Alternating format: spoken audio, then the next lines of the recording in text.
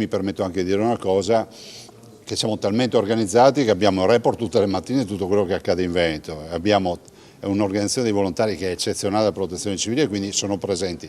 Se avessimo avuto questi fortunali anche di queste ultime ore 20 anni fa non avremmo avuto di certo tutta questa risonanza perché non avevamo quell'organizzazione, non avevamo gli strumenti ad esempio predittivi delle previsioni che oggi abbiamo. Quando io sono arrivato nel 2010 con una grande alluvione le previsioni non erano così puntuali come oggi. E bisogna accedere ai fondi nazionali della protezione civile. Io penso che ripristinare, rimpinguare il Fondo Nazionale per le catastrofi, quelle solide, vere, e non quelle limitate a poche realtà, sia assolutamente la strada maestra.